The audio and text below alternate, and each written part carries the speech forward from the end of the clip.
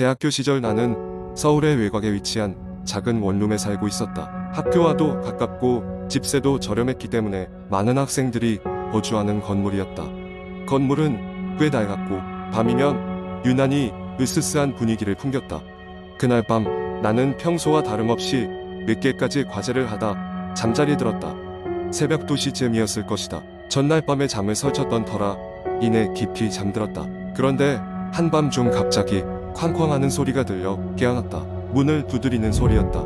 이 시간에 누가 내 방 문을 두드리는지 의아했지만 아무리 생각해도 누군가 나를 찾아올 이유가 없었다. 나는 무시하고 다시 잠을 청했다. 그러나 문 두드림 소리는 계속됐다. 더욱 거세졌고 간헐적으로 들리던 소리가 이제는 거의 문을 부수려는 듯한 기세였다. 나는 호기심과 불안함에 못 이겨 문 앞으로 다가갔다. 누구세요? 하고 물었지만 대답은 없었다. 심장은 점점 빠르게 뛰었고 나는 혹시 모를 상황에 대비해 휴대폰을 꺼내들었다. 잠시 후 두드림 소리는 멈추었다. 하지만 나는 문을 열어볼 용기가 나지 않아 문 틈으로 밖을 내다보았다.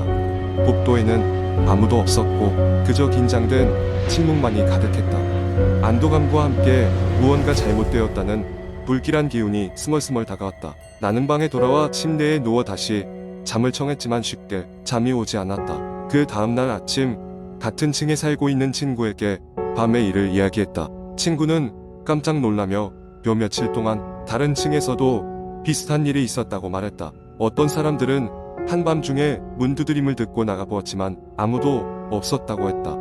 우리는 불안한 마음으로 주위를 살피며 서로 조심하자고 약속했다. 며칠이 지나고 그 사건은 점점 잊혀져 갔다. 그러나 그 주말 다시 한밤중에 문 두드림이 시작되었다. 이번엔 더욱 격하고 위협적이었다. 나는 두려운 마음에 다시 문틈으로 확인하려 했다. 그러나 이번에는 앞에서 검은 그림자가 스쳐 지나가는 게 보였다. 확실히 누군가 있었다. 나는 망설이다가 결국 경찰에 신고하기로 했다. 경찰은 곧 도착하였고 건물 전체를 조사했다. 그들이 떠난 후 경찰 한 명이 내게 다가와 말했다. 이런 사건이 최근 주변 지역에서 꽤 발생하고 있습니다. 가능한 문 단속에 신경을 쓰세요. 그날 이후 나는 매일 밤 잠자리에 들기 전에 문과 창문을 몇 번이고 확인했다. 그러나 불안감은 쉽게 가라앉지 않았다. 그리고 몇 주 후 마지막으로 그 일이 벌어졌다. 새벽 1시 문을 두드리는 소리가 다시 울렸다. 이번에는 그 소리에 뭔가 더 있었다. 어린아이처럼 웃는 목소리가 섞여 있었다. 나는 온몸이 얼어붙는 듯한 느낌을 받았다. 목소리는 익숙하지 않았고 나에게 가까이 다가오는 듯했다. 그 순간 나는 깨달았다. 이것은 단순한 장난이 아니라는 것을. 그 후 나는 더 이상 그 방에서 살 수 없었다. 결국 다른 곳으로 이사를 가기로 결정했다. 이사를 하는 날 마지막으로 방을 나서기 전 나는 복도를 다시 한번 바라보았다. 여전히 그 으스스한 침묵이 감돌았고 그때 한 가지 소름 돋는 사실이 떠올랐다. 복도에 CCTV, 매일 확인했어야 할 CCTV. 나는 그 새까맣고 명료한 렌즈가 비추는 화면 속에 포착된 공포의 정체를 확인하지 못한 채 그곳을 떠났다. 이후로도 나는 혼자 있을 때면 가끔 그 문의 두드림 소리가 떠오르곤 한다. 언젠가 다시 마주하게 될까 두려워하며. 두 번째 이야기. 오래전 시골 마을. 산과 들로 둘러싸인 고요한 곳에 작은 집들이 모여 있었습니다. 그곳 사람들은 대부분 농사를 지으며 소박한 삶을 살았습니다.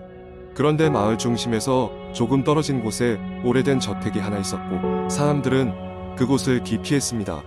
이 저택은 몇십 년째 비어 있었고 마을 사람들 사이에서는 그곳에 귀신이 산다는 소문이 돌았습니다. 그 소문은 언제부터 시작되었는지 아무도 정확히 알 수는 없었지만 마을의 노인들은 그 저택에 한 소녀가 살았다고 했습니다. 소녀는 아름다웠지만 병약했고 결국 어린 나이에 생을 마감했다고 합니다. 그 이후로 그 집을 찾는 이는 없었고 저택은 점점 퇴락하면서 더 으스스한 분위기를 자아내게 되었습니다. 어느 날 도시에 살던 한 젊은 커플이 마을을 방문했습니다. 그들은 도시 생활에 지쳐 조용한 시골에서의 휴식을 원하고 있었고 마침 저택이 저렴하게 나와 있다는 소식을 듣고 그곳을 구경하러 갔습니다. 마을 사람들은 만류했지만 커플은 미신을 믿지 않는다며 웃어 넘겼습니다. 저택은 생각보다 크고 웅장했지만 안으로 들어서자마자 어두운 분위기에 압도되었습니다. 오래된 가구와 먼지가 쌓인 바닥, 그리고 벽에는 알 수 없는 얼룩들이 있었습니다. 하지만 이들은 이를 개의치 않고 마음에 드는 방을 골라 짐을 풀었습니다. 첫날 밤, 커플은 깊은 잠에 빠졌습니다. 그러나 깊은 밤 여자는 이상한 소리에 잠에서 깼습니다. 어디선가 여자의 흐느끼는 소리가 들렸기 때문입니다. 처음엔 바람 소리겠거니 생각했지만 점점 소리가 가까워지더니 방 안에서 들리는 것만 같았습니다. 여자는 남자를 깨웠고 둘은 방 안을 둘러봤지만 아무것도 찾아내지 못했습니다. 다음 날 아침, 이들은 마을 사람들에게 전날 밤의 일을 이야기했습니다. 그때 한 노파가 살며시 다가와 의미심장한 이야기를 들려주었습니다. 그녀는 어릴 적 그 집에서 소녀를 봤던 경험이 있다고 했습니다. 소녀는 항상 창문가에 앉아 어딘가를 응시하고 있었다고 합니다. 그리고 그날 밤 노파도 소녀의 흐느끼는 소리를 들었다고 했습니다. 그 후 마을에서 이상한 일들이 계속해서 발생하기 시작했으며 그 집에서 나오는 소문이 모두 사실인 것처럼 느껴졌다고 합니다. 커플은 한동안 갈등했습니다. 마을 사람들의 이야기를 무시할 수는 없었지만 직접 겪은 것도 많지 않았기 때문입니다. 이들은 이번에도 밤이 찾아오기를 기다리며 집안 곳곳에 녹음기를 설치하기로 했습니다. 그리고 다시 밤이 찾아왔습니다. 이번에는 남자가 소리에 깨었습니다. 어디선가 흐느끼는 소리가 들리더니 발소리가 바닥을 울리며 점점 가까워졌습니다. 남자는 두려움에 떨며 녹음기를 확인했고 기묘한 소리들이 고스란히 녹음된 것을 발견했습니다. 그들은 즉시 녹음된 소리를 들고 마을로 내려갔습니다. 마을의 어른들은 그 녹음을 듣고 더 이상 방관할 수 없다고 생각했습니다. 마을의 젊은이들이 몇 명 모였고 이들은 함께 저택을 조사하기로 했습니다. 그날 밤 마을 청년들과 커플은 저택에 모여 손전등과 카메라를 들고 탐험을 시작했습니다. 저택의 구석구석을 조사하던 중 이들은 뒷마당에서 오래된 창고를 발견했습니다. 아무도 몰랐던 공간이었고 그곳에서 낡고 먼지가 쌓인 소녀의 일기장을 발견했습니다. 일기장에는 소녀가 외롭고 고통스러웠던 나날들이 담겨 있었습니다. 마지막 장에는 난 여기에 갇혀 있어. 나를 찾아줘. 라는 문구와 함께 소녀의 사진이 끼워져 있었습니다. 그 순간 누군가의 숨소리가 창고 구석에서 들려왔습니다. 모두가 숨을 멈추고 그쪽을 쳐다보자 투명한 형체가 서서히 나타났습니다. 그들은 두려움에 전부 얼어붙었지만 그 형체는 그대로 일기장 쪽으로 손을 뻗었습니다. 놀랍게도 그 후로 저택에서의 이상한 소리는 멈췄습니다. 커플은 감사의 마음을 전했고 마을 사람들은 저택을 정비하여 공동공간으로 만들었습니다. 그곳에서 종종 소녀의 모습이 보인다는 소문은 여전했지만 이젠 도움을 준다는 따뜻한 이야기가 더 많이 전해졌습니다. 저택은 이제 과거의 비밀을 간직한 채 마을 사람들의 새로운 기억을 담아가는 공간이 되었습니다. 세 번째 이야기, 한국 인터넷에서 흔히 볼 수 있는 공포썰 중 하나는 오래된 아파트나 고층 건물에서 벌어지는 기묘한 사건들에 대한 이야기입니다. 이러한 이야기는 주로 익명의 사용자가 게시판이나 블로그에 작성하며 각각의 이야기는 조금씩 다르게 전개되지만 전반적으로 음산한 분위기와 불길한 결말로 귀결되곤 합니다. 이제 제가 창작한 하나의 긴 공포 이야기를 들려드리겠습니다. 어느 날 밤 서울의 외딴 곳에 자리 잡은 오래된 아파트 단지에서 일어난 일입니다.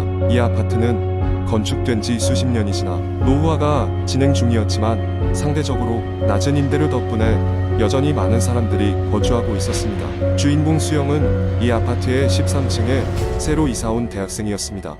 이사온 첫날부터 수영은 뭔가 이상한 기운을 느꼈지만 그것을 대수롭지 않게 넘기곤 했습니다. 아마도 새로 이사온 낯선 환경 때문일 거라고 생각했습니다. 하지만 그날 밤 잠에서 깬 수영은 밖에서 들려오는 이상한 소리를 듣기 시작했습니다. 그것은 마치 누군가 복도에서 맨발로 바닥을 질질 끄는 소리 같았습니다. 처음에는 신경 쓰지 않으려 했지만 소리는 매일 밤 같은 시간에 들려왔습니다. 호기심이 생긴 수영은 어느 날 용기를 내어 문을 살짝 열어 소리가 어디서 오는지 확인하려 했습니다. 복도는 어둡고 적막했으며 아무런 이상한 사람의 모습도 보이지 않았습니다. 단지 복도 끝에 있는 창문 틈새로 바람이 스며들 뿐이었습니다. 그날 밤 이후로도 소리는 계속되었고 점점 가까워지는 듯 했습니다. 마침내 수영은 소리에 대해 같은 층의 다른 주민들에게 물어보았지만 아무도 그런 소리를 듣지 못했다고 했습니다. 오히려 수영이 너무 예민한 것 아니냐며 웃어 넘겼습니다.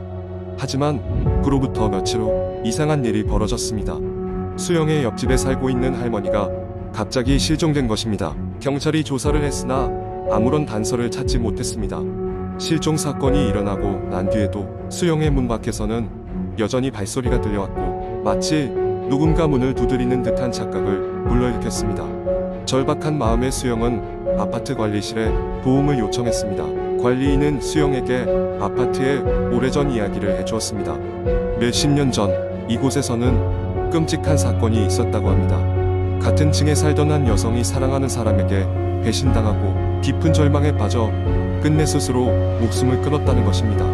그녀는 마지막까지 복도에서 그의 이름을 부르며 방황했다고 합니다. 이야기를 들은 수영은 더 이상 그 아파트에 머물 수가 없었습니다. 빠르게 짐을 싸고 아파트를 떠나기로 결심했습니다. 그렇게 떠나기 전날 밤 수영은 마지막으로 복도에 나가보았습니다. 이번에도 역시 아무도 없었습니다. 하지만 이번에는 예전과 달리 복도 끝에 놓인 창문이 크게 열려 있었고 그 창문 너머로 보이는 서울의 밤하늘은 너무도 쓸쓸해 보였습니다. 수영은 아파트를 떠났지만 그 후로도 가끔씩 자신의 방문 앞에서 들리는 발소리를 꿈속에서 듣곤 했습니다. 마치 아직도 그곳에 남아있는 그녀의 영혼이 자신을 부르고 있는 것만 같았습니다. 그리고 시간이 지나도 그날 밤의 음산한 기운과 아파트의 기억은 수영을 쫓아다니며 쉽게 잊혀지지 않았습니다.